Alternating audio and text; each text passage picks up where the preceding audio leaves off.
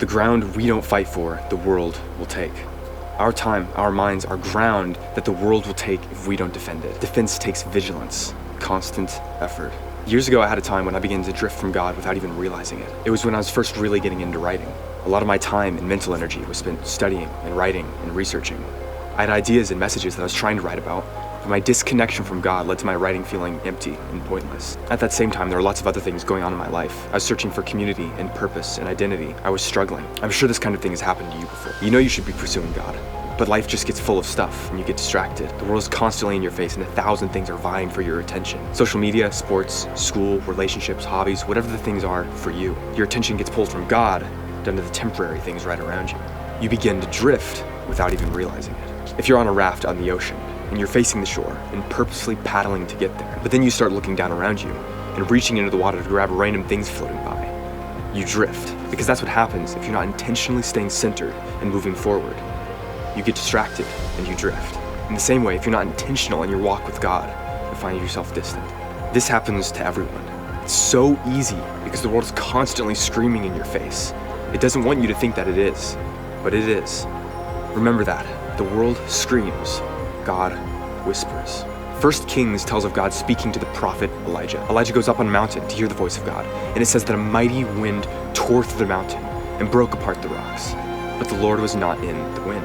But then it says an earthquake came and shook the mountain, but the Lord was not in the earthquake. And then came a fire, but the Lord was not in the fire. And then it says that after the fire, there was the sound of a low whisper, a still, small voice. And when Elijah heard it, he was overwhelmed by the Lord's presence and terrified. God wasn't in the wind or the earthquake or the fire. He was in the whisper. God doesn't try to bully you into submission like the devil in the world does. God whispers and waits and invites you to return. The thing about a whisper is that you don't usually hear it if you're not listening for it. When I realized that I had let myself drift away from God, I saw why I had been struggling and feeling empty. Letting all these distractions rule my time and my mind were like eating whipped cream when you're hungry. It tastes good in the moment, and you can eat enough of it that it feels like there's not room for anything else, but you won't be satisfied. It's hard to prevent this because the world wants to rule your life. The world is loud, but eventually the world's screaming just becomes white noise, and you realize that something's not right. When you see that all the distractions that have taken your time and your mind have left you empty inside, you've lost your focus on God. You've drifted.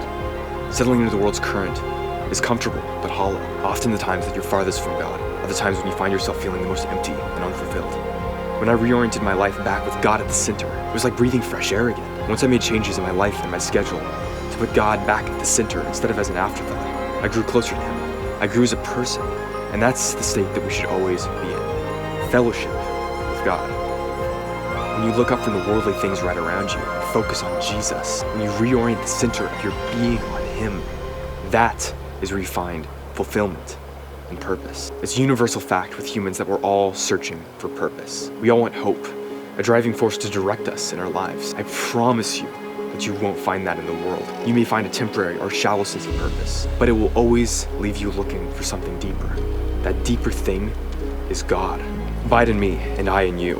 As the branch cannot produce fruit by itself unless it abides in the vine, neither can you unless you abide in me. I am the vine, you are the branches. Whoever abides in me and I in him, he it is that bears much fruit.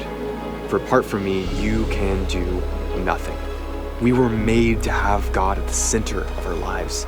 That's how we were created. When God is at the core, everything else can fall into its proper place. When you seek God and make him the main thing instead of a side thing, you think different. You see the world different. This verse shows us that when we are connected to God, we can produce fruit. A branch that's not connected to the vine won't produce fruit. That's the thing about staying centered on God and letting his presence fill our lives. When we do that, then we are able to pour out to the world around us. Not only are we more fulfilled, more centered, more at peace, but then we can share that with the other people in our lives. When I was working on writing and yet feeling distant from God, my writing felt forced and pointless.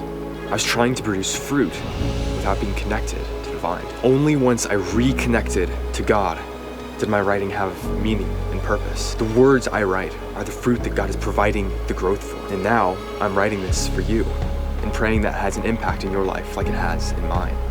I pray every day that the words that I write and speak would not be my own words, but God's. So return to God and reconnect with Him. Defend against the world's attempts to claim your time and your mind. Refuse to let it distract you. Turn that raft in the ocean back towards the shore. Don't let the random debris floating by consume your attention. Push back against the world's noise and orient the center of your life on Jesus. Having the God of the universe with us and listening to us is an immeasurable gift. Talk to Him daily.